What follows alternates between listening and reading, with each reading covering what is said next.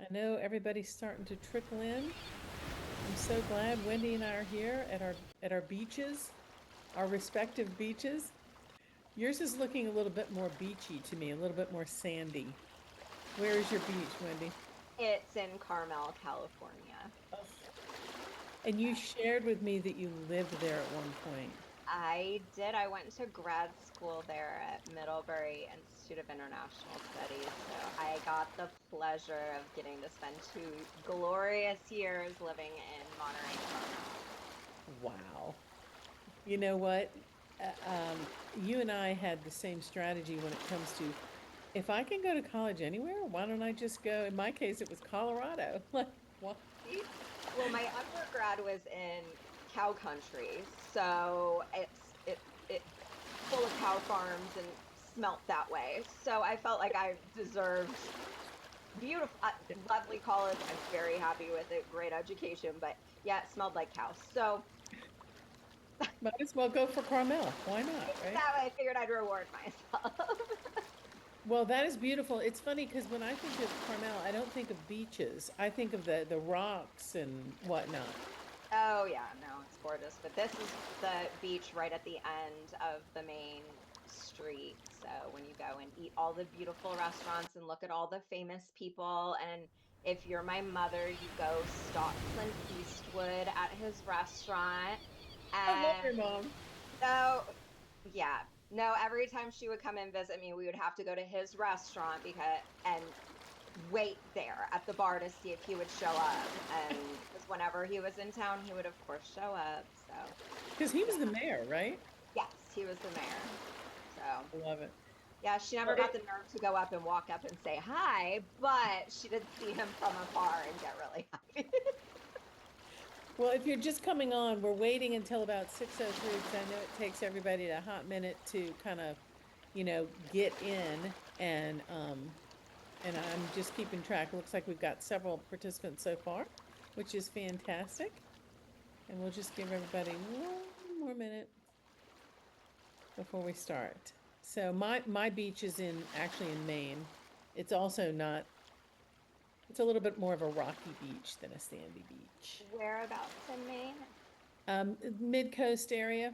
It's a Okay. tiny little town called Cushing. I Spelled know like, it well. My mom grew up in Maine, and so we actually spent a lot of time in Boothbay Harbor. We oh, that's actually, right. Yeah. yes, Yeah, yes. we're not far from Booth Bay. We're closer by water actually than by land. Y- Yeah. Maine's funny that way.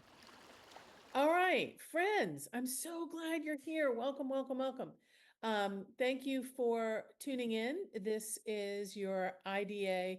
We're having so much fun in the summer. We're thinking about calling these not so much summer conversations as seasonal. Look at that. Might as well keep going, right? So, welcome to greetings from the IDA Georgia Beach. I'm Janet Street, and I'm an Orton Gillingham Fellow and teacher trainer with Smart Street Educational Consulting. I'm also a member of the IDA Georgia Board, and I'm going to be your host tonight. This is my guest, Wendy Raynor, and I'm so glad she can be with us.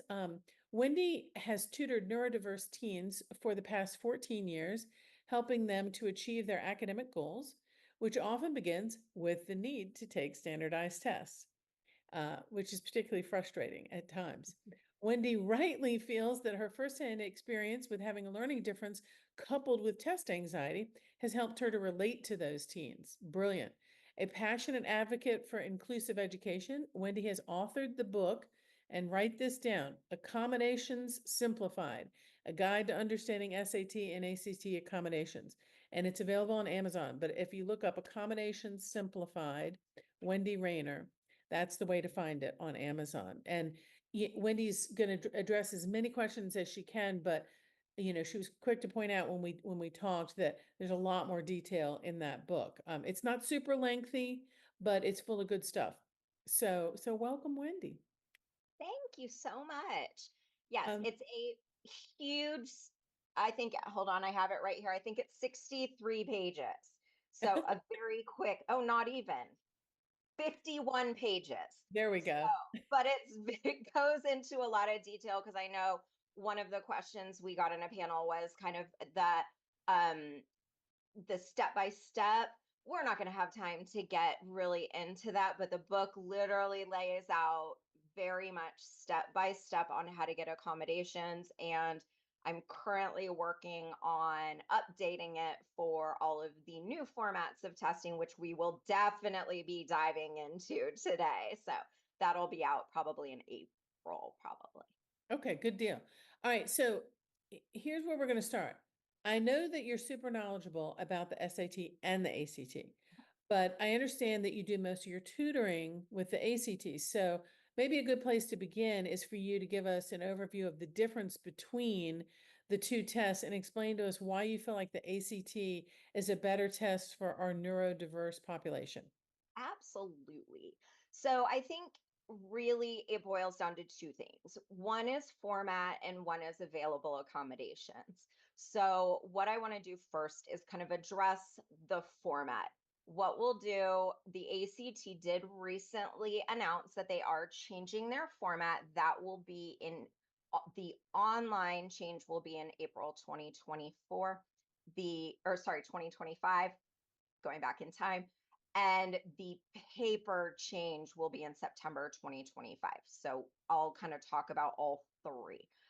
So I'll talk about current ACT and new ACT. So first, the digital SAT, the one that your students are taking now, it is only available online and it is adaptive. And it's section adaptive. So what that means is you'll start off, you'll take the English section. Everybody will get a very similar first module. They're called modules. The English has 27 questions. If your child does not get at least 50% of them right, they will get an easier second module, meaning that their maximum score in English, the ELA section, will be a 550.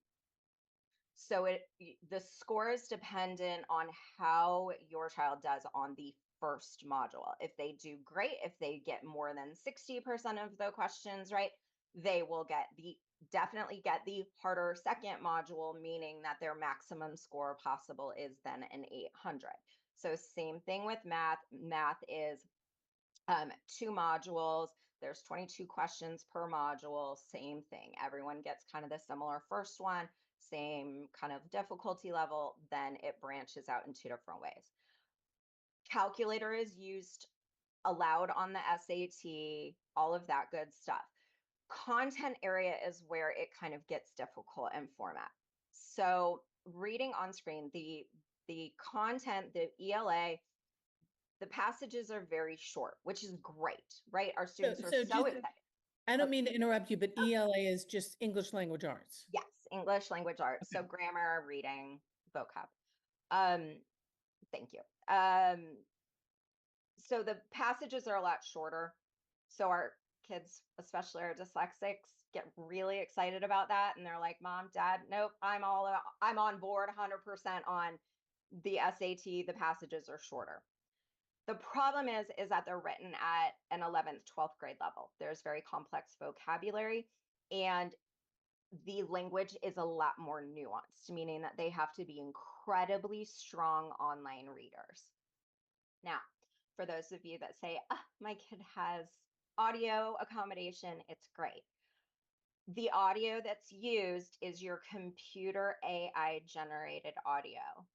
It is not a human reader, which I know irks a lot of our students.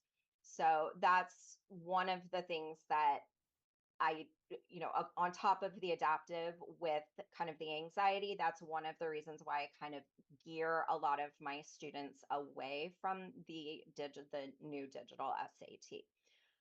The ACT, on the other hand, currently it's longer.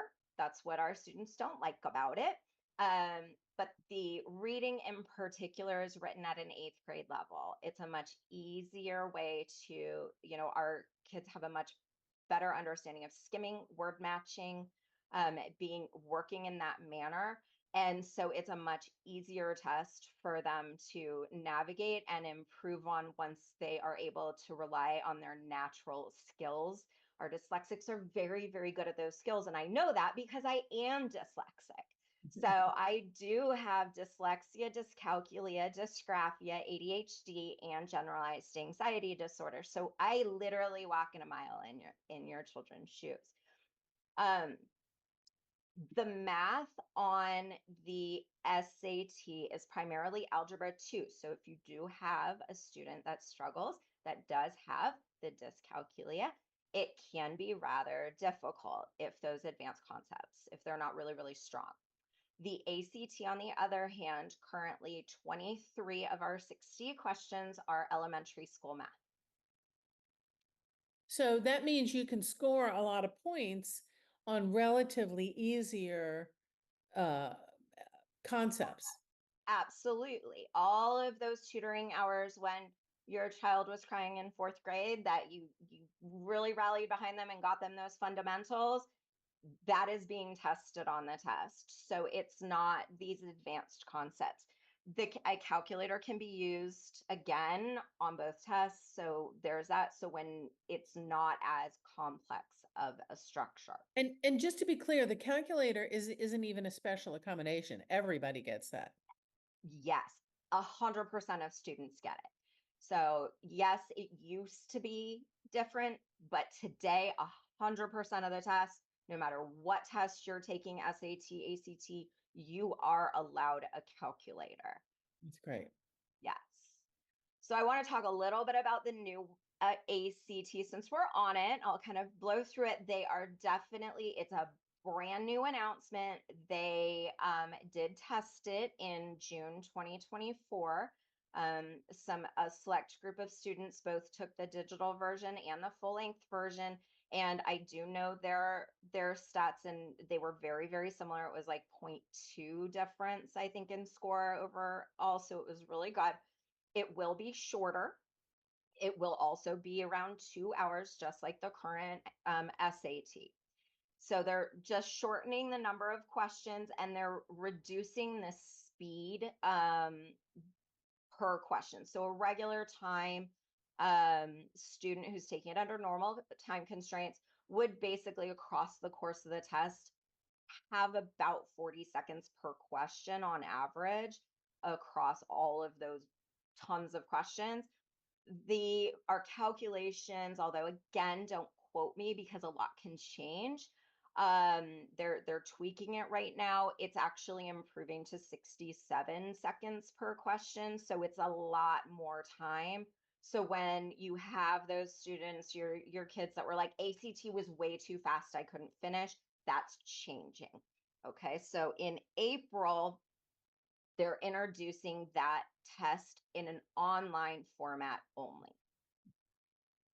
I'm going to be really, really honest. I hate their online format. And that is not news to them. I had a call with the ACT on Friday and I told them the same thing to their face. I detest it. And they know that to the point where they have a full team of neurodiverse people who are working on improving the format, but don't expect it to be ready in April. Why do you hate it? In order to read, you have to scroll up and down. As soon as you change to another question, your scrolling moves. The science, you can only look at one graph at a time. So you're stressing your working memory, going back and forth. It's, let me just say, it's a hot dang mess. Okay. And In it's fine. summary, Even Janet knows, the CEO, she knows that I think it's a hot dang mess. So it's fine. So this is where I'm saying, avoid the digital test. but there is a paper option with ACT. Correct. Okay. There will always be a paper option on the ACT as long as Janet's around. She is committed to us that she will always, without the need of accommodation. Not to be confused with me, Janet. What is that Janet's Oh, last name? Janet, the CEO of ACT. She's a hoot and a half. She's lovely. Most buff yoga arms on a woman you have ever seen in your life. Okay, But definitely not confused with me. um, but the ACT is committed to offering a paper test for any child, regardless of accommodation. The SAT says that you can apply for a paper test accommodation. I know a lot of people, and I have yet to hear of an actual student receiving a paper accommodation. So they offer it, but they're very reticent to grant that accommodation. And we don't really know what the magic bullet is to get them to do that. No, I hear rumors, other tutors will be, well, I heard somebody in the school district got this paper test. And I'm like, find them. I will call them. I will Yeah. fly to where they are. I will talk to them. But nobody has been able to deliver on the goods. Okay. All right. Well, so what I'm hearing so far is paper's a lot better for our neurodiverse population. Mhm. And you can get it with ACT. It's super hard to get it with SAT. What do you need to do to get it with ACT? So ACT really, they follow the rules of, well, let me back up for a second. So we have to remember that these organizations are private companies. Okay.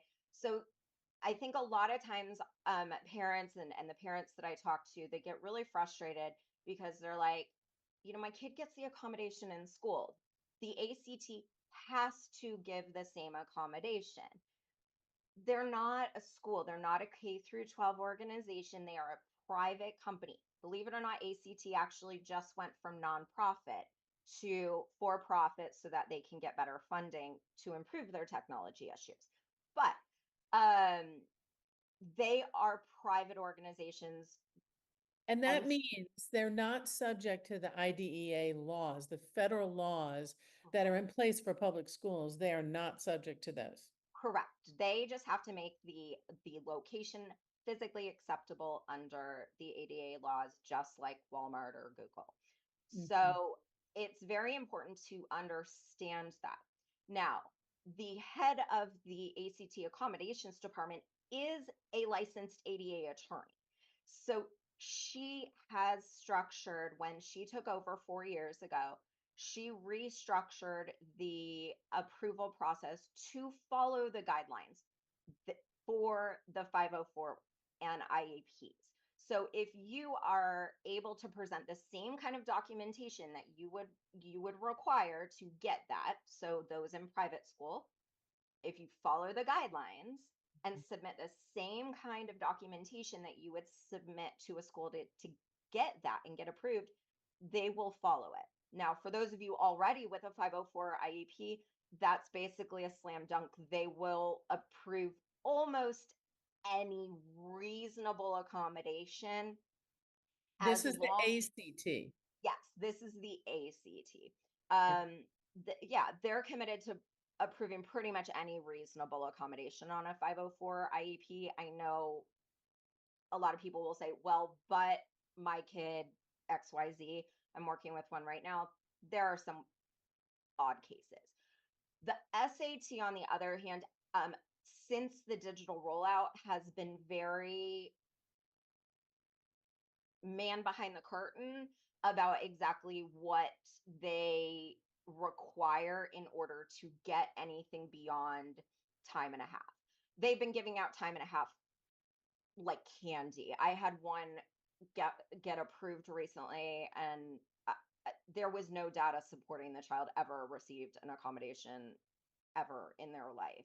Okay. So I have no idea. Okay. So I want to stop for a second and summarize some things you said because it's a lot to take in. And I'm probably good for this because I was not familiar as it's been a while since I had children taking these tests. Okay. So basically, the SAT, they each have similar sections, English language arts and math, two sections in SAT, but four sections in ACT. And those are grammar, reading, math, and science. But the science is very it's almost it's like a data interpretation, right? So Yeah. reading a lot of graphs and interpreting tables, so that's probably a worthwhile skill to be working on in your tutoring sessions, I'm guessing. But it sounds like the SAT has a little bit more sophisticated vocabulary in the reading as well as sophisticated sentence structure, which I know, being somebody who's worked a lot with dyslexics, can really bog a dyslexic down trying just even the working memory, even within the sentence of what is this phrase and clause saying and how do I put them together. So maybe their passages are shorter in the SAT, but it's more complex. So it's kind of trade-offs. But it sounds to me like the biggest thing you're saying so far is that the ACT, it really has to do more, your preference for the ACT so far has to do more with how it's delivered. In other words, it's not um, what did you say? An accommodating? Adaptive. Yeah. Adaptive, sorry, I knew it was an A word. It's not an adaptive test. In other words, everybody's getting the same test. It's not like, hey, you did well in the first module, therefore you have the opportunity to get a really high score because we're going to give you even harder questions. Mhm. ACT, everybody's taking the same test. SAT is adaptive. It's never, not everybody's getting the exact same test. I mean, call me old fashioned, but that just right there doesn't sound fair to me. No, whatever. Uh, Also, a human voice is reading if you have the reader accommodation, human voice is reading on ACT, not a human voice on the SAT. I think that's a big difference too. Uh, okay, so um, one other thing you said is that it's easier, like the ACT will consider basically any reasonable accommodation that the child has been receiving in the past, whereas the SAT is more reticent to give out, to grant those accommodations. Is that fair? Yeah, they're definitely, they have kind of their check boxes. I mean, the ACT, I've had accommodations, use of highlighters, tracking note cards, color overlays, um, testing by themselves, unlimited untimed breaks. Well, that both tests do that one, but it- testing at your own school is a very easy one to get on ACT as long as you have school support. I mean, there's just any reasonable accommodation. I even had one recently that I was going to be asking for a set of accommodations that I had never seen approved before with the ACT, and I called my contacts there and said, I know I don't think you've ever approved this combination. Would you even be open to it? And they were like, yeah. I mean, no, we don't have any problem with it. Talk to us a little bit about what's happening. And I did. And they were like, yeah, that would be reasonable. We Yeah. don't see any red flags about that. So they don't, I know it seems like it, but they don't hate Mm. kids. Yeah. Well, none of them hate kids. I But it don't know. sounds Sometimes I question some of the people, but I think the test writers sometimes do, but Yeah, yeah, I'm sure they're all working with their best and everybody, they're trying to do the best they can, but it sounds like ACT is really just a little bit more user friendly, if you will. yeah. I want to go back to something you said earlier that I think is really interesting. This unlimited, untimed breaks. Now, when we talked earlier, you mentioned that that's something that if, like, for instance, if you have ADHD, that can almost be more helpful to you than in the extended time. And you said to me that is something someone might be able to get even if they don't have like a history of using it, if they have ADHD. So your example to me was well, go ahead and say it about the restroom breaks and everything. Well, yeah. So, especially, I find it a lot when we have our unmedicated ADHD, because a lot of times when they get distracted or something like that, they ask to use the restroom, they get up, they do things to take that mental break. And so it is kind of it's an accommodation that you can apply for with letters from teachers saying, no, I can tell when they're like having their moment, and I actually encourage them to go take a bathroom break or do something like that. And so you can do that a lot. A little harder when you have the medication that's supposed to be keeping you focused. But that's a great example. I mean, same thing if you have a child that has some sort of kind of medical accommodation, Crohn's disease, IBS, something like that. That's an accommodation that they can get Yeah, because, I mean, for and it obvious does reasons. obvious reasons, and that automatically comes with them taking the test in a room by themselves. There's no other students there because they can't have people standing up and sitting. Ooh, I forgot something. I'm sorry. I forgot another reason why I don't like the new SAT. The student, sorry, the student, and we had talked about this earlier. The students can end their module early, which means that they get their breaks. So even though all the students start at the same time, you will have a lot of movement in the classroom where students are ending a section, like their first module, 10 minutes earlier than everyone else, getting up, going to the bathroom, eating their snack, coming back, starting their module early, which means that they're going to take their next break at a different time. So you've got 15 kids working on 15 different schedules. Sorry, ADHD. No, that, I mean, that would be distracting to anybody, I would think, but especially to somebody who struggles to stay on task and maybe you're anxious and distracted anyway. I mean, that just sounds like a nightmare to me, frankly. So, Um, but but- unlimited untimed breaks is absolutely my favorite accommodation for ADHD students. but- It is very difficult, if not, near impossible. It was actually, this is what I was asking for, is to get um the double time reader accommodation over multiple days with unlimited untimed breaks. Um, you can imagine that could be quite a nightmare from a operational execution standpoint. And so, like I said, they weren't against approving it, but they were like, you better come to the table with some pretty. yeah. Okay, but you just touched on something that we hadn't talked about before, which is that kids can take this test on multiple days. Yes. And so tell me more about that because that sounds beautiful. Yes. So on the SAT, because it's now only um 2 hours, they are moving away from the multi-day testing because even if they only give a maximum of double time with a reader. So basically it's 4 hours of testing. So they're moving away from that multi-day thing. If they are going to grant it, it's going to be on Saturday and Sunday. So you're going to take English on Saturday, math on Sunday, if they were to approve that accommodation. The ACT offers the multi-day accommodation over a 2-week period of time. So the window opens on the national test date or your state testing date, and it closes 2 weeks later. Technically, it has to be in FedEx by the Monday, so it's a little bit more than 2 weeks. You have 2 full weekends.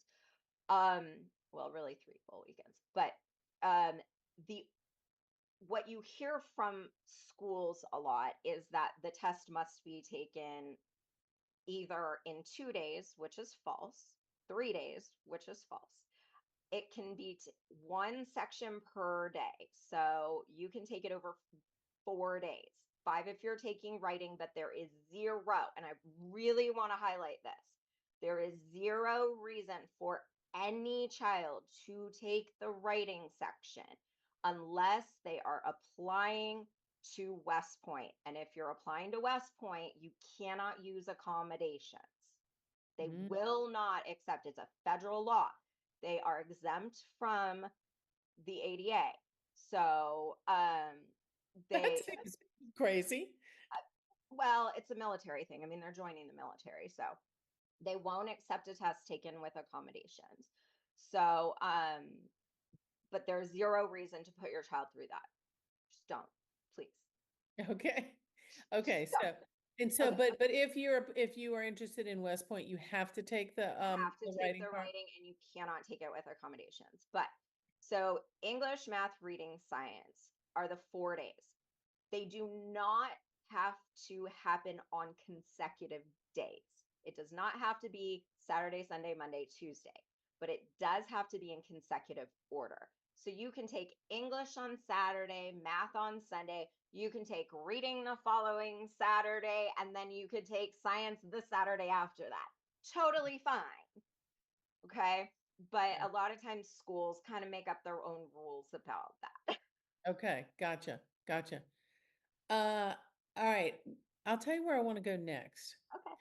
What are some common misconceptions that you have to clear up? You already mentioned the one that a lot of parents feel like, well, it's the law. I have a 504. You have to give me this. And remember, that doesn't apply because this is a private company. It's not a public company. Therefore, it doesn't, the federal laws don't apply. But other than that, and I guess taking that one step further, the same would go for psychologists. If it's in their psychoed evaluation, just because the psychologist said they need it still doesn't mean that they're going to get that accommodation. But what else would you say are kind of common misconceptions maybe? Um, I think What about documented use, history of using these accommodations? yeah, I mean, I think that's the two big ones right now that I'm hearing a lot. First is, well, it's in my neuropsych report, so they're, why are they denying it? Well, okay, if I go into the doctor with heart disease and they tell me don't eat French fries for every meal, it's a recommendation. It doesn't mean that I've stopped eating French fries for every meal. I would have to prove to the doctor and prove, that I am truly not eating French fries for every meal, that I am following those recommendations in a proven manner.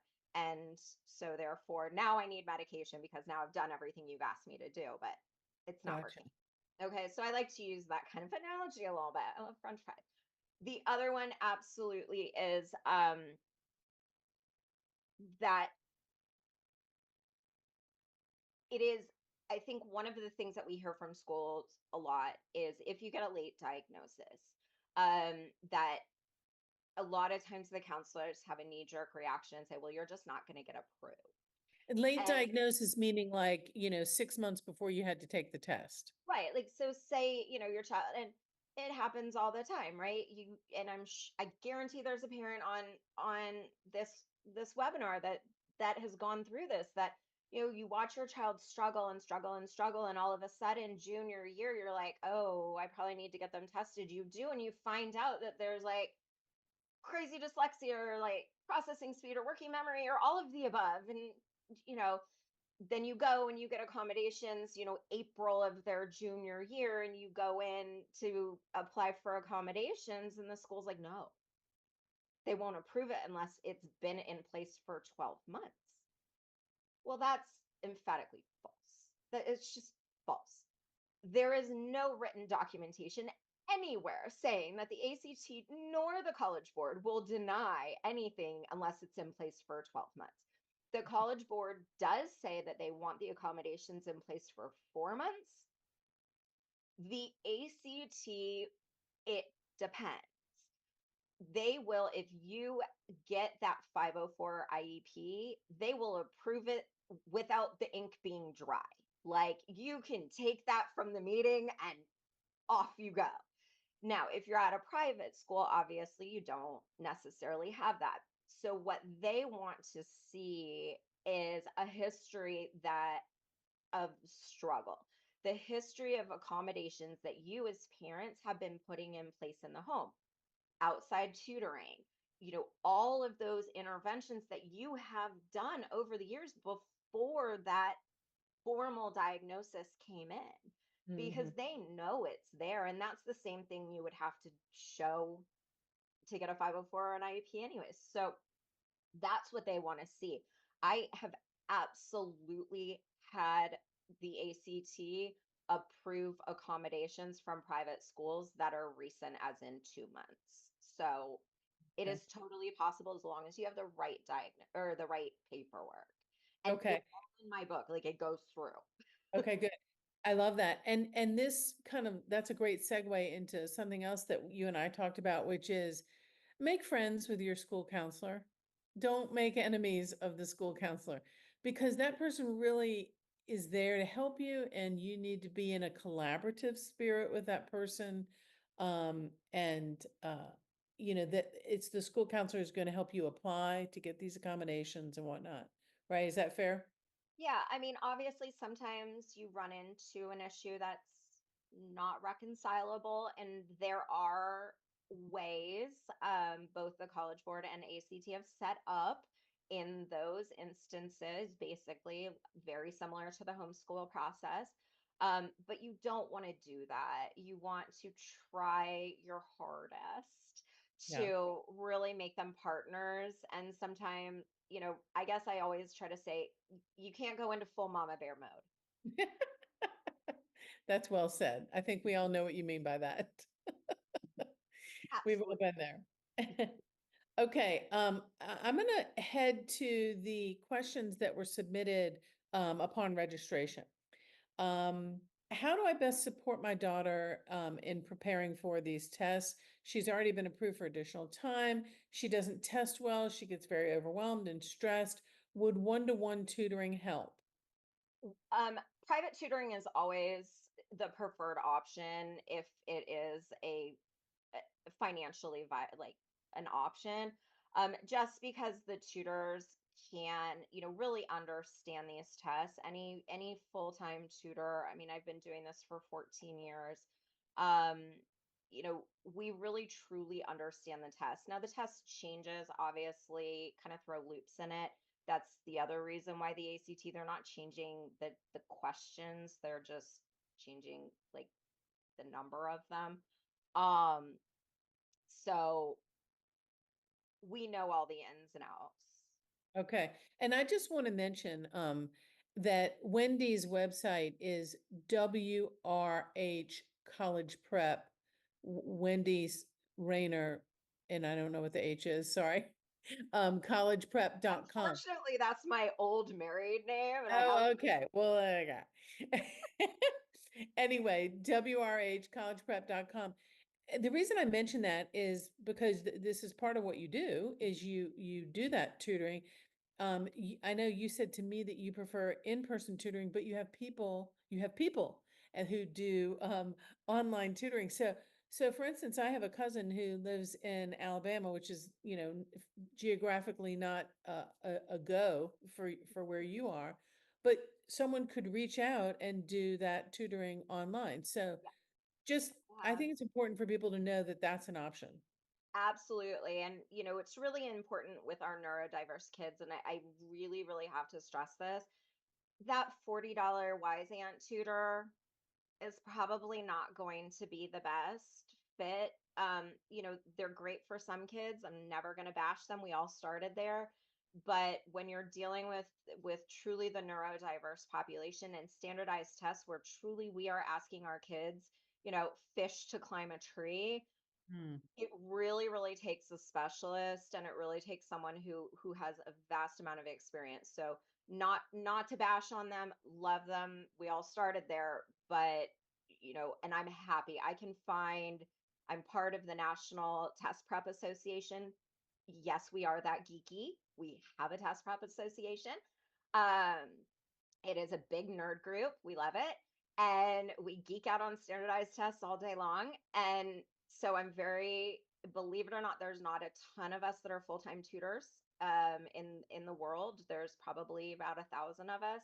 And so I'm very knowledgeable about all of them, and I'm happy to make recommendations. Okay, thank you. Here, two questions that are interesting. And this seems like we probably should have started with, are these tests mandatory? Yes-ish. I'm going to say an ish. Yes, we live in the world of test optional college admissions. And you can go on Paying for College 101, which makes my blood pressure rise every time I go in there. And you will hear about how somebody didn't submit a score and got a, $800,000 scholarship somewhere. Okay, those are the exceptions, not the rules. And what they don't tell you is that a lot of times when you are applying test optional, you still end up having to take a placement test when you walk on campus. Interesting. So, for instance, one of my LD students got into Auburn under test optional, which you all, if anyone knows anything about Auburn test optional, It's not test optional. It's about 6% of their accepted people get accepted under their test optional platform. And I got a panicked call a couple weeks ago during orientation because if she did not give them her test score, she was going to have to take an immediate like placement test, no preparation, never seen the test before. Wow. Right. I think I'd rather take a test on 4 separate days over 2 weeks, having been tutored for it, frankly, and knowing what it's all about. No Exactly. And surprises. then you also have the merits. So Alabama is a great example of that. You can get into Alabama under test optional, but if you want their guaranteed merit money, no, sir. You're Yeah. only getting it with the test scores. So Oh, so that's it, a little bit of a misnomer, isn't it? well, and I could get even more nuanced because there's colleges that are truly test optional, but if you want to get into engineering, no, you have to take a test, you have to submit a test. If you want to get into nursing, you have to provide a test score. If you want to, I mean, Yeah. I'm not allowed to cuss here, but I would if I could. I love it. Yeah, I love your honesty. Okay, here's another interesting one in my view. When should we begin the process of seeking accommodations for standardized testing? Yes. So the SAT, usually your school will go ahead and instigate the process your freshman year in high school, only because they need to apply for the accommodations for the PSAT that your child's taking sophomore year or any AP test. So that's kind of automatic. Um, you can go ahead and request it at any time. The ACT, the process gets started as soon as you register your child for an ACT test. So, although there are exceptions, again, there's ways around it, but they would prefer you not do it that way. You register for the ACT, you click the little first pop-up button that says, "Yes, I'm applying for accommodations." Another one pops up and you click whether national or special. I'm not going to get into that. That is covered in way detail in my book on what accommodations fall under what bucket. We'd be here for another hour. And then off you go. You get an email and it says, send this to your counselor. And you send it to your counselor and off you go. Okay. So a little bit different. College Board automatic. ACT, you have to register first and then that sparks the process. Okay. One thing we didn't talk about was if you are taking the paper test, talk to us about the bubbling in sheet, which can be really a big problem for kids, as opposed to answering in the book. Honestly, answering the test booklet accommodation is probably the easiest one to get. Is Okay. I just I advise pretty much all families, if you're applying for accommodations, ask for that too. Yeah. Most of the time you're going to get approved for it. You know, those that have kind of visual spatial or anything like that, absolutely hands down, even if you don't qualify for extended time, if you have a visual spatial diagnosis, I mean that's more medical than Yeah. neurological, I guess. You know what I'm saying. Yeah. Um, I'll tell you, it's a real thing though, because I oh, it's remember 100% a real thing. the first time I had a student who truly could not bubble in the sheet. Mhm. It was really fascinating to me, and it was a big eye opener for me because he couldn't do it. He could Yeah, not do it, and it really gave me great empathy yeah. watching that. Oh, it's big. I have one that once I get done here, I have to send the mom a big old sheet about it because I mean, they didn't ask for it. Yeah, Your and kid that's physically probably yeah. can't bubble in the bubbles. Yeah, you just sometimes you don't think as a mom or dad to ask for that, Right. and that's why you're on this call so that you can think about it. Is there anything else? Are there any other accommodations that you can think of that might be good ideas to consider? I mean, one of the things that I absolutely love for my students on the autism spectrum are noise canceling headphones. Mm. I think that that is always a huge thing. I would think Um, that would be good for kids with ADHD too, who can get yeah, so you can distracted. absolutely ask for that. I I think love it's a that. great one. Um, I mean, students that have migraines asking for a classroom with natural light with no fluorescent lighting. Hmm. I mean, again, totally possible. These are all It asking for goes, snacks, water available on your desk. I mean, there's just, I'm trying to think of some of the most kind of outlandish ones that have gotten approved. and do you have a list of these in your book? Yes, Ah, I there we go. That's super helpful. I think it's Index B or Appendix B, I think. And I do list out, kind of what the diagnosis is and the accommodations I tend to suggest and things like that. But I mean, I always say the the ideal kind of, the gold medal, since we're in the Olympics, the gold medal accommodation is always the multi-day accommodation. Mm. Um, and then with the reader accommodation, the one thing that I will say on the ACT, you do get two choices for a reader accommodation. You get the online reader accommodation or human. Which is still a human Well, voice. that's what I was gonna say. Yes. So the online reader is a voice actress, um, re performing, no, reading the text. It is a human. It is No, reading with expression and pausing at the right place. right. It's kind of Exactly. I mean, cool. it is not robotic at all. If anything, it's a little slow for me, but and for some of my students in the English section in particular, but that's fine. Um, the you can also have a human reader, which is a teacher at the school reading the test.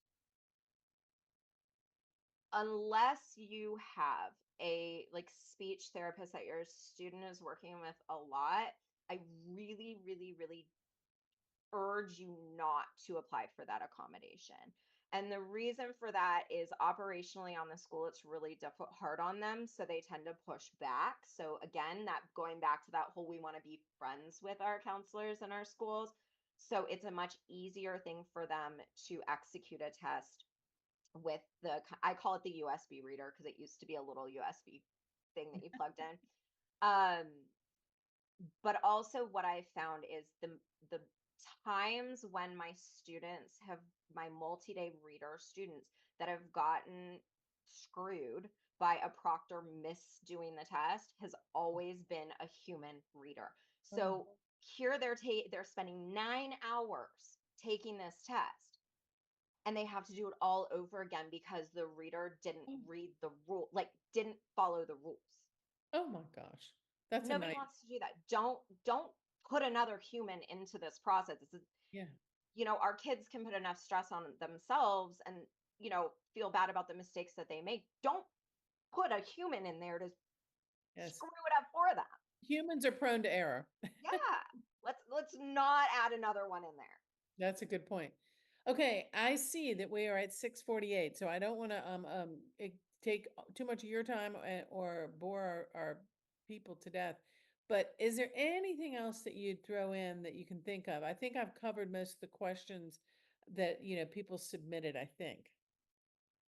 I think so. Anything I else? mean, I don't know if there's any that have popped up on chat or anything like No, that. I don't. I've been looking at our chat and our Q&A, which I should have mentioned sooner, but yeah, I haven't seen anything other than Okay.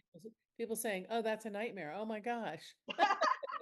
Yes, it is. I mean, really, I think that um, the best piece of advice that I can give to parents going through the process of applying for accommodations is um, take your parent hat off, put your manager, business, lawyer hat on. Mm, The less emotional you get out of the less emotion you have putting in your application. I mean, essentially what you're doing is you're building a legal case, for lack of a better term. You're presenting a case, and so you really want to present the best evidence, right? You always with the less emotion. They don't care that your kid's a good kid. mm, All your kids are right, good, right. right? They need to know the facts. Yeah. That's number one. never, and I am going to say this, never in your plea allow grades or past test scores. And by test scores, I mean PSATs or like map testing or whatever. Never volunteer those tests unless it shows a crazy bad deficiency. And really, I would say I have never in my life supported a parent or school giving a PSAT, SAT, or ACT score when applying. Um, Map testing sometimes, yes, because like you can show in, fourth grade they didn't do have accommodations, in fifth grade they did, and they went up to like, school level, they went to grade level all of a sudden. They also make sure that like if you're needing teacher letters, for instance, like I said, coming out and taking breaks, you're going to need a letter from the teacher. You really need to make sure that the teacher isn't doing a, say, college admissions type of thing. Oh my gosh, Johnny is so fantastic. He's my favorite student. He works so hard, and man, he earns those A's he gets. That's not supporting the accommodation. Correct. We want to stick with Johnny gets fidgety. I have to redirect him. I offer him, about 3 times a class, I encourage him to stand up and take a walk or stand in the back of the classroom or something like that. Facts, right? So, I mean, that's the other thing I really want to encourage is just, again, your kids are great. I know sometimes they drive you crazy, but they're great. And you only have a little bit more time with them before they go off to college. So really, really love them now. And but keep that out of it. Yeah.